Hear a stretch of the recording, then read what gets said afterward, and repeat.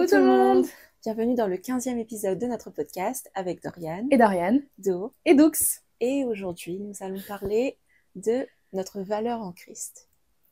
Oui. Notre valeur en Christ, pourquoi?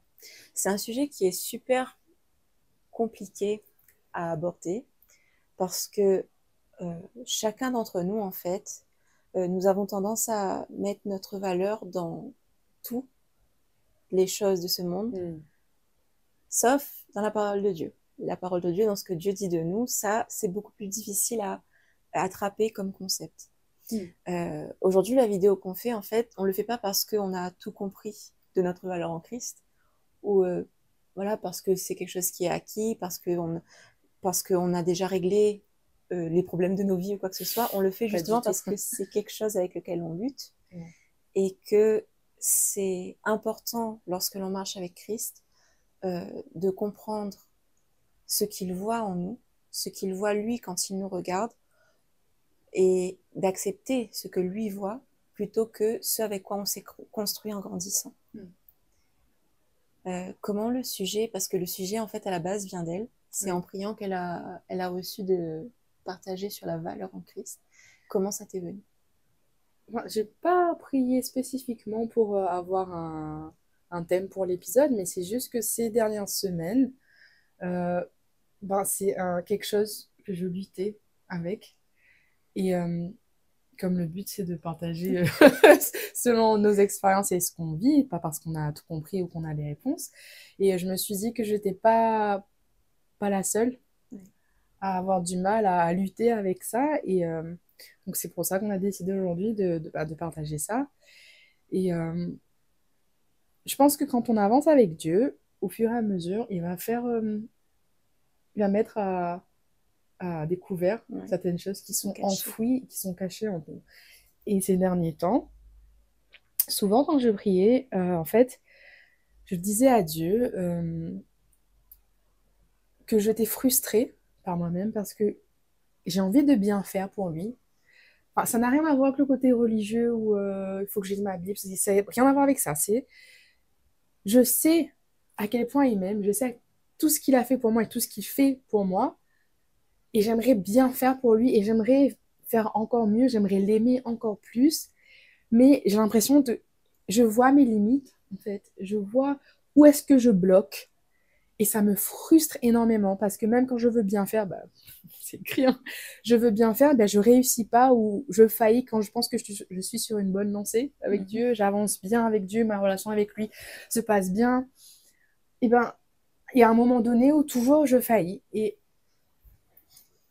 du coup, je disais souvent à Dieu que ça me frustrait, que j'en avais marre, que je comprenais pas en fait ce blocage chez moi. Pourquoi est-ce que j'arrive pas à passer outre ça et que même du coup avec ma marche avec Christ, j'ai l'impression que ça m'empêche d'avancer. Et au fur et à mesure, je me suis rendu compte que c'est parce que j'arrive pas à accepter l'amour de Dieu pour moi. Et je sais avec ma tête qu'il m'aime, mais mon cœur a du mal à l'accepter.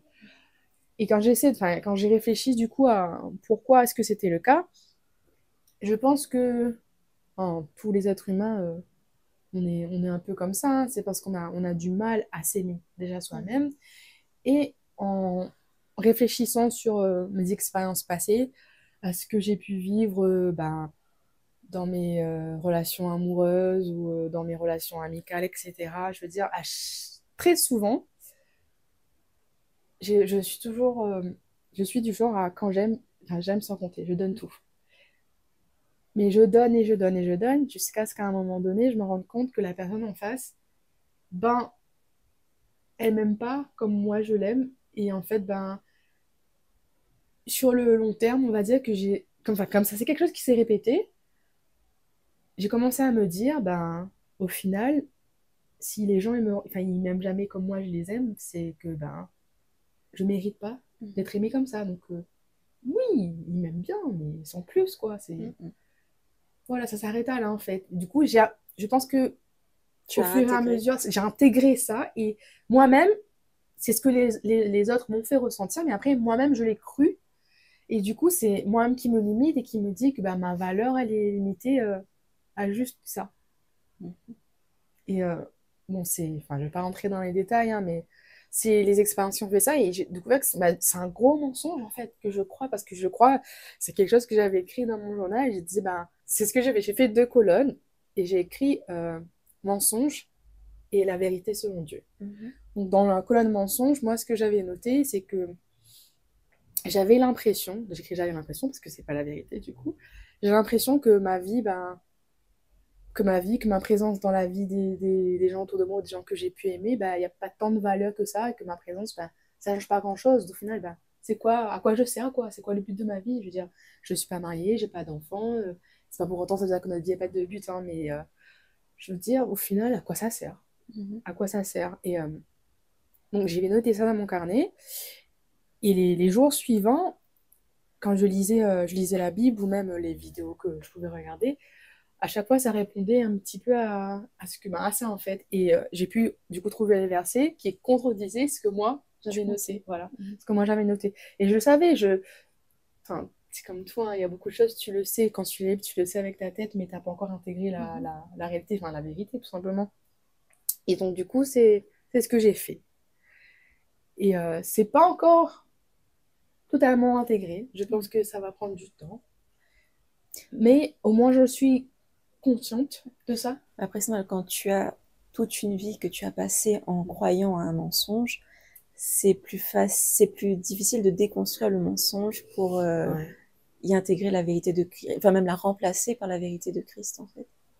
Je pense que beaucoup de gens aussi, ils se posent cette question, ben, pourquoi est-ce qu'on ne me choisit pas? Pourquoi est-ce qu'on m'aime pas moi? On a tous ce besoin d'être aimé, hein, c'est humain, c'est totalement normal, mais parfois c'est un mensonge, et même si certaines personnes sont vraiment seules, parce qu'on n'a pas tous la chance d'être entourés ou d'avoir une famille, etc., c'est pas ce que Dieu dit. C'est pas du tout ce que Dieu dit. Même si on est seul, même si les autres, ils ne nous choisissent pas, Dieu il nous a choisi le premier. Et donc, il y a ce verset, hein, parce que Dieu, il nous a aimé le premier. Il y a un autre verset qui dit Dieu, il nous a choisi le premier, en fait. Et quand j'ai essayé de trouver les versets, du coup, qui parlaient de la valeur, j'en ai trouvé plusieurs qui me parlaient, mais je vais en partager quelques-uns avec vous. Ah, il y a celui dans Luc, chapitre 12, versets 6 à 7, où il est écrit Ne vantons pas 5 moineaux pour 2 petites pièces. Cependant, aucun d'eux n'est oublié devant Dieu. Même vos cheveux sont tous comptés. N'ayez donc pas peur, vous valez beaucoup plus que beaucoup de moineaux. Donc, c'est écrit, je le lis, mais maintenant, il faut essayer de l'intégrer. Donc, Dieu, il est créateur de toutes choses, des animaux, etc. Même si pour lui, des moineaux ont de la valeur, moi qui suis son enfant, j'ai de la valeur pour lui. Il y a aussi ce verset dans Jean 17, 23 que j'aime bien. Et c'est Jésus qui dit aux disciples, si je me souviens bien, afin qu'ils soient parfaitement un, et qu'ainsi le monde reconnaisse que tu m'as envoyé et que tu les as aimés comme tu m'as aimé. Donc Jésus, c'est le Fils de Dieu. Et Dieu, il aime son Fils. Il aime son Fils inconditionnellement. Donc s'il a accepté de donner son trésor, son Fils, la personne qu'il aimait le plus, pour nous, est-ce que ça ne veut pas dire qu'il nous aime autant qu'il aime Jésus? C'est dur à intégrer, à comprendre ça, hein, Mhm. à se dire que enfin, Jésus, c'est Dieu. Et Dieu, il nous aime autant qu'il aime son enfant. C'est fou, hein? Et donc, j'espère que ben, ça va vous encourager. Je vais peut-être mettre d'autres versets dans la description, parce qu'il y a énormément de versets que j'ai trouvés. Mais du coup, voilà, c'est ce que je suis en train d'apprendre. Et je vais continuer d'apprendre. Et je vais continuer à me dire, dès qu'il y a ces pensées qui traversent ma tête, que ben non, il n'y a pas de valeur, que Jésus t'aime pas autant, ben... Et quand moi, moi-même, hein, je commence à me descendre, pas les autres, c'est moi-même qui me descends et je me dis, bah, en fait, ta vie, ben, il n'y a pas de but, ça sert à rien. Bah non, c'est pas ce que Jésus dit. Dieu, il dit tout le contraire. Donc, si c'est votre cas, c'est pas vrai. Mhm. Jésus, il vous aime. Même si les autres vous aiment pas, même si les autres, ils vous ont pas choisi, Jésus, il vous a choisi. Donc, ça, c'est ce que moi, je Après, traversais. tu sais, enfin, c'est difficile. Une fois que tu sais tout ça, même que Mm. tu l'as lu, dans la mise en pratique, Mm, mm. en fait, ça va te permettre d'avoir une transformation à l'intérieur de ton propre cœur et d'ensuite dans tes relations, de pouvoir faire la part des choses entre qu'est-ce qui est acceptable et qu'est-ce qui n'est pas acceptable. Si quelqu'un, parce qu'on a tous des patterns dans lesquels on a tendance à retomber et des types de personnes qui ont tendance à entrer dans nos vies. Et ça, c'est pas un hasard, ça veut pas, tu vois, c'est loin d'être un hasard, parce que souvent, ça nous entrave aussi dans tout ce qu'on a à faire. Ah oui. Et quand cette transformation a lieu à l'intérieur de nos cœurs, les gens à l'extérieur, ils n'ont pas changé. C'est toujours les mêmes gens qui veulent essayer de s'approcher de toi.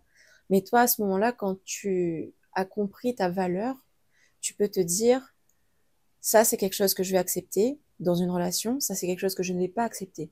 Et tu vas savoir mettre des barrières saines dès le début de la relation, au contraire de avant, quand tu commençais une relation avec quelqu'un, tu donnais déjà tout même avant d'avoir testé la personne. Et quand j'y testais la personne, je dis pas ça dans le sens de la manipulation, mais dans le sens, bah, tu peux pas tout révéler à tout le monde et tu peux pas tout donner à tout le monde, c'est pas possible. Parce que bah, si tu donnes tout,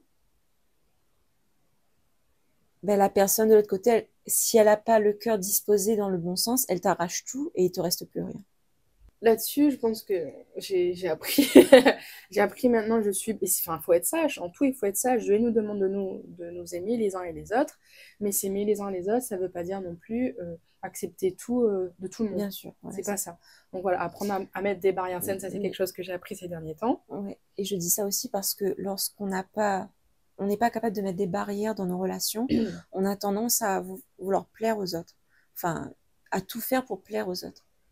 C'est-à-dire que quelque chose qui n'est pas dans tes habitudes de faire, pour plaire à l'autre personne en face de toi, tu vas céder, tu vas déplacer les limites, alors que si tu es assuré dans ta valeur en Christ, eh ben, tu sais que ça, c'est une limite, je vais pas franchir, et si tu me pousses à la franchir, bah, c'est au revoir.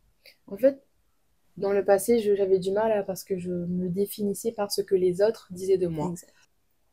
Aujourd'hui, je ne veux plus me définir par ce que les autres disent de moi, je ne veux plus me définir par ce que moi, je crois, ce que moi, je peux penser, parce que le cœur, il est changeant, hein, celui qui fait confiance à son cœur, voilà. Mais je veux juste me définir par ce que Dieu dit. Même si parfois, je suis frustrée parce que j'ai l'impression d'avoir failli à Dieu ou d'avoir pas assez bien à Dieu. C'est pas parce que Dieu me met la pression, hein. Ah oui. C'est moi qui me mets la pression parce que en fait, j'ai envie de lui rendre. Quand je sais qu'il m'aime autant, j'aimerais lui rendre tout l'amour qu'il me donne, en fait.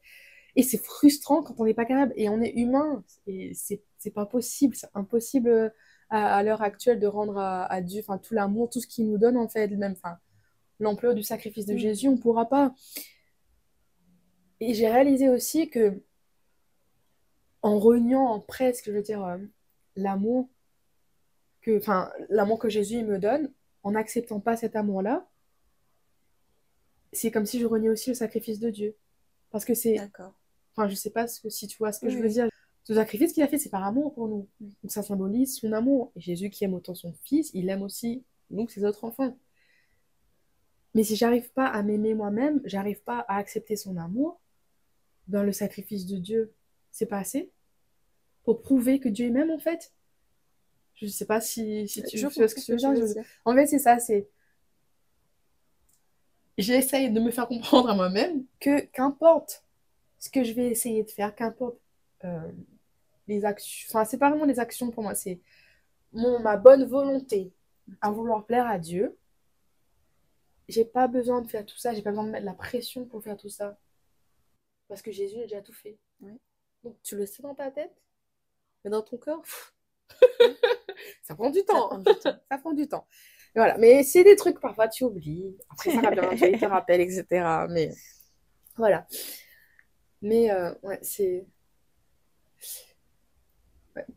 J'aimerais vous poser la question. Vous, quel est le plus gros mensonge que vous croyez sur vous-même? Qu'est-ce qui, au final, qui est un blocage pour vous, une entrave, mais quelque chose dont vous n'êtes pas forcément conscient encore? Donc réfléchissez-y et posez-vous la question. Et toi? Alors moi, il y a eu deux gros... deux gros sujets, deux gros mensonges Mm. que j'avais dans ma vie. Un, que je pense que Dieu a bien travaillé dessus avec moi, du coup, euh, j'ai compris, j'arrive à accepter et c'est bon. Et l'autre qui est encore en cours. Mm. Alors le premier, c'était ma valeur que j'associais à ce que je produisais pour la société. Mm. Parce que ayant été infirmière au tout début de ma foi, et ben tu sais, Jésus dit de prendre soin des malades, il dit même que si tu donnes un verre d'eau à quelqu'un, voilà, euh, c'est comme si que tu donnes un verre d'eau à lui-même et tout. Et quand tu poses beaucoup d'actions dans le naturel, dans le service, que ce soit au travers de ton travail ou dans ton service à l'église ou quoi que ce soit Mhm. pour Dieu, bah, c'est facile de se dire, ah bah je fais telle chose et telle chose pour Dieu, donc ma valeur, enfin je produis quoi. Je suis pas stérile, je suis pas.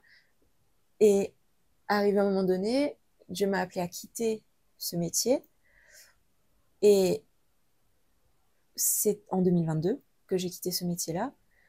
Et entre 2022 et aujourd'hui, bah, j'ai passé euh, ces années-là à me demander, mais Seigneur, pourquoi tu m'as tiré de là-bas si c'est pour me mettre dans une situation où, pour toi, en apparence, je ne fais absolument rien. C'est quoi ma valeur, à quoi je sers maintenant que j'ai plus de mission, que j'ai plus de... Et je comprenais pas. Vraiment, pour moi, je me disais, mais j'ai plus aucune valeur, je sers plus à rien, que ce soit pour la société, que ce soit pour Dieu, parce que j'étais vraiment mise à part. Et ben, mise à part, tu, je veux dire, t'es pas aussi pas dans le monde, mais c'est pas dans le monde l'expression que je veux dire, mais même avec les frères et les sœurs en Christ, C'était isolé. voilà, t'es plus isolé que en temps normal, que dans les autres saisons de ta vie. Et du coup, je me suis dit vraiment, mais Seigneur, je sers à quoi? C'est quoi mon but? Jusqu'à maintenant, je te servais dans mon travail, je te servais dans l'église, je te servais, et maintenant, je fais quoi? Et donc, il a fallu du temps. Dieu m'a posé chez moi, et même au-delà de ça, parce que dans la société, à 30 ans, t'es censé avoir, enfin, tout le monde a un parcours différent, mais dans notre pensée collective, on est Ouais. censé avoir notre foyer, avoir nos enfants, avoir notre maison, avoir des choses qui se passent, quoi. Pas être retourné chez tes parents sans travail, sans savoir ce que tu vas faire de ta vie ou des trucs comme ça, tu vois. Du coup, au tout début, jusqu'à peut-être la fin de 2024 à peu près, ça a été difficile parce que je me demandais vraiment, mais Seigneur, je comprends pas. Pourquoi me mettre dans un endroit où j'ai l'impression que tout est stérile? Ou même quand j'essaye de sortir, d'aller chercher à droite à gauche du travail ou que ça, il n'y a rien. C'est zéro calebasse. Je me suis dit, bah, le Seigneur m'a fait comprendre. Je sais même plus comment c'est arrivé qu'il m'a fait comprendre ça. Je sais juste qu'à un moment donné, je me suis posée, je me suis dit, Seigneur, en fait, j'ai rien besoin de faire. Tu m'appelles pas à faire quoi que ce soit réellement, à... Tu m'aimes juste parce que je suis, juste parce que tu m'as créé. Et ça a rien à voir avec le fait que je fasse quoi que ce soit pour toi. Même si je faisais rien pour toi, que j'étais capable de rien faire pour toi, tu m'aimerais quand même. Et donc j'ai compris ça et depuis c'était un peu mieux. Et au-delà de ça, le Seigneur m'a fait comprendre aussi que, euh, tu sais, c'est une- enfin, c'est pas une parabole quand il dit qu'il quitte les 99 pour aller chercher la brebis qui est perdue. Il m'a fait comprendre à cette époque-là que même si toutes les personnes autour de moi étaient des personnes justes qui n'avaient pas besoin de son salut, et que j'avais été la seule qui était éloignée de lui, parce que j'étais la seule à avoir péché sur l'étendue de l'humanité qui avait existé, il serait quand même descendu, il serait quand même allé à la croix juste pour moi. Mm.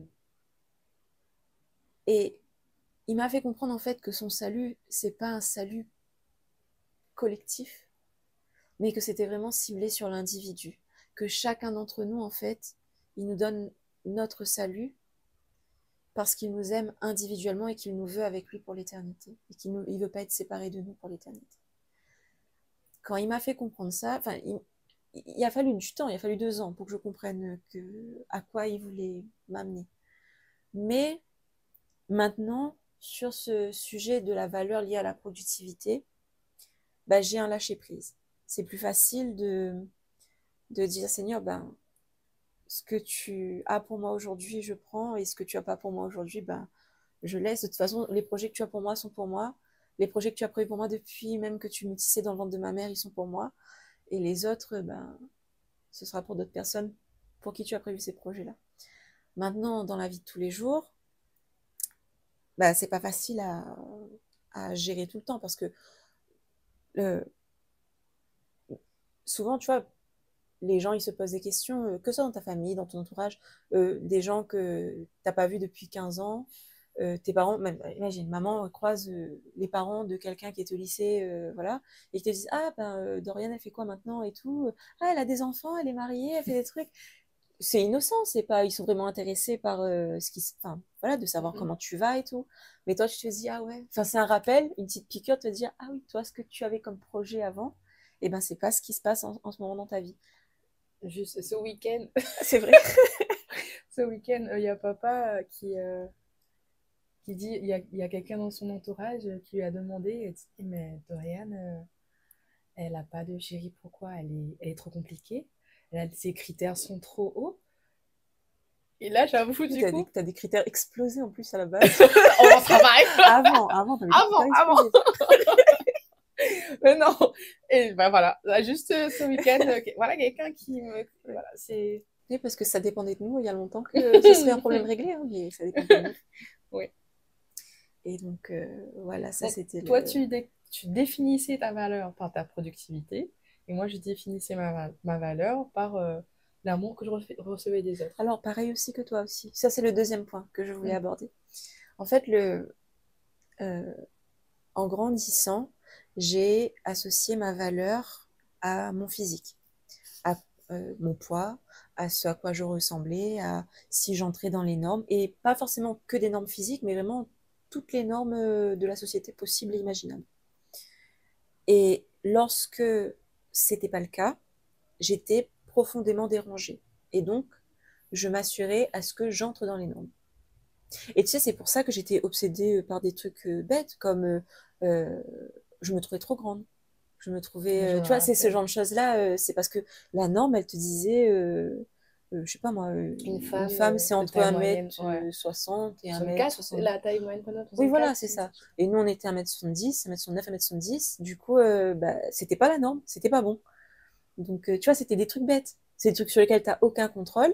Mais comme la société a mis un standard et que tu as grandi avec ce standard-là en tête, bah, tu fais que te comparer à ça. Après, il y a eu aussi...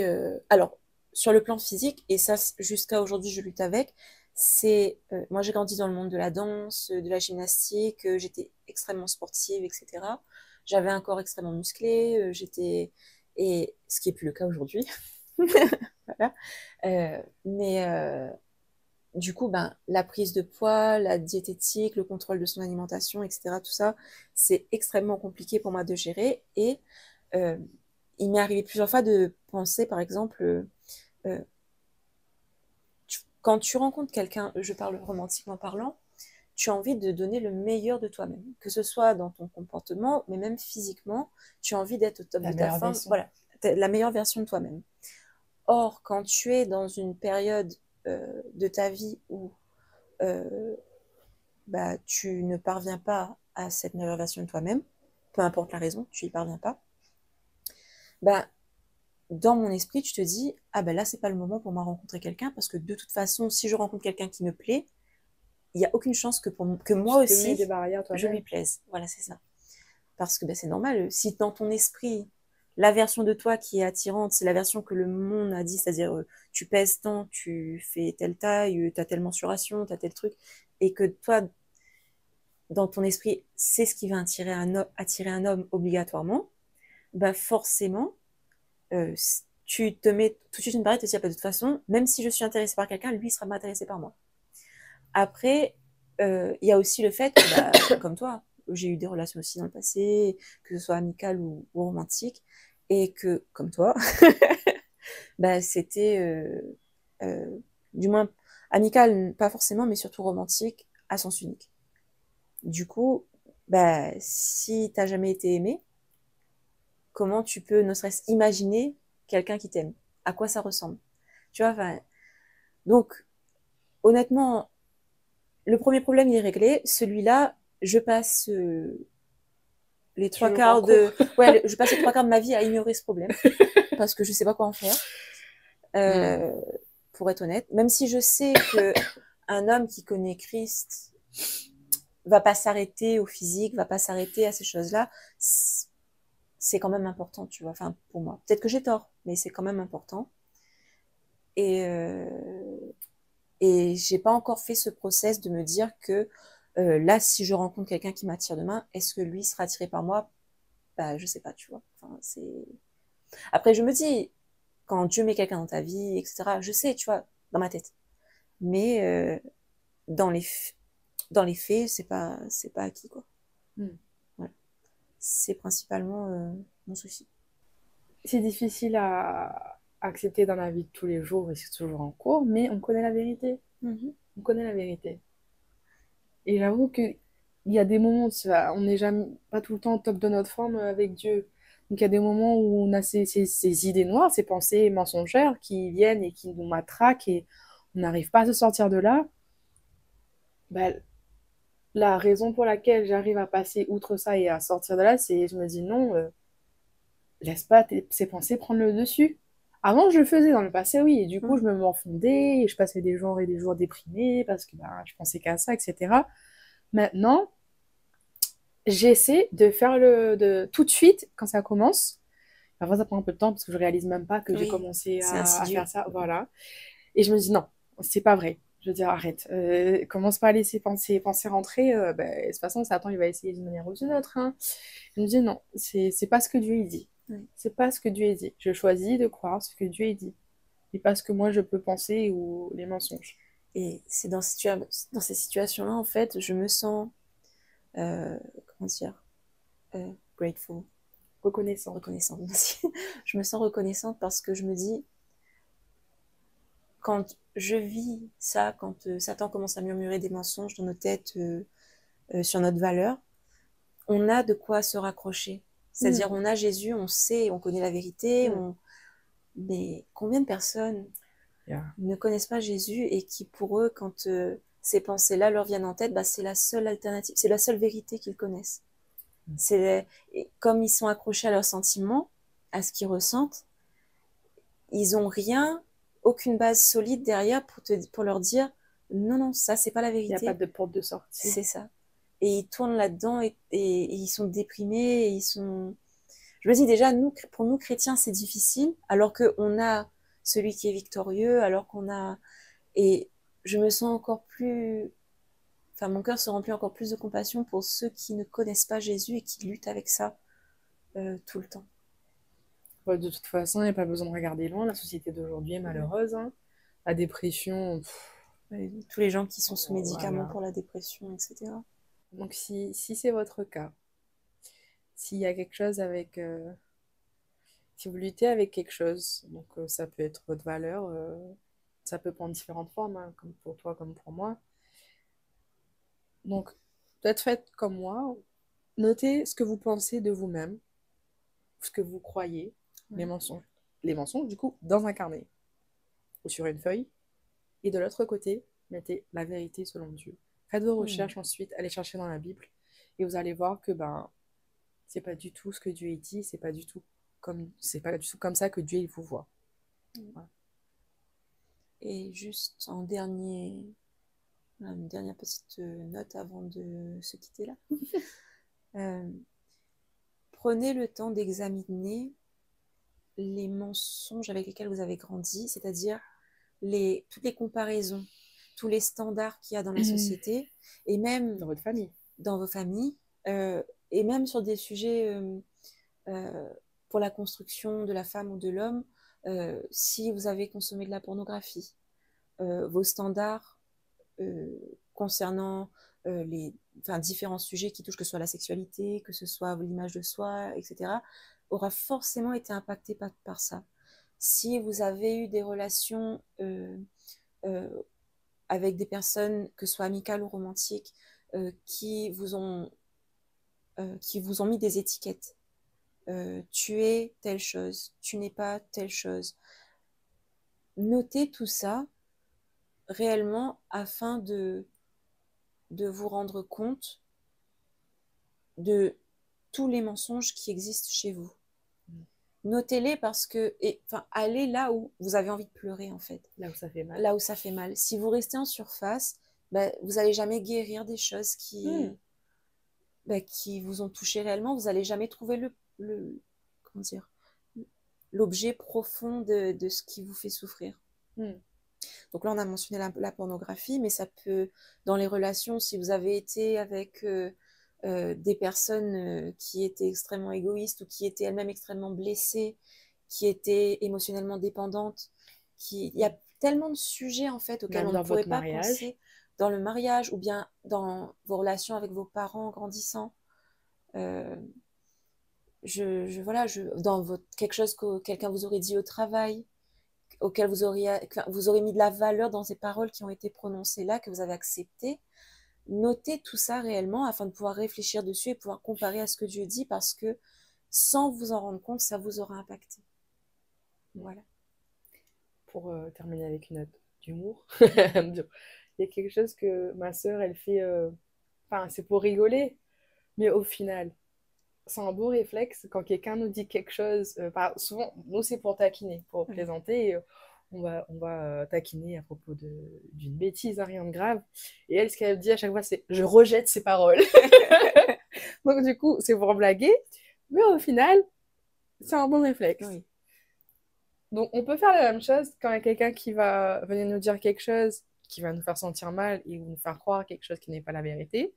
Rejetez ses paroles. Oui. Quand il y a ces pensées qui arrivent dans vos têtes et qui commencent à vous dénigrer, à vous dire qu'il n'y a personne qui vous aime, rejetez ces pensées. Dieu, il nous aime, c'est pas vrai. Donc, voilà.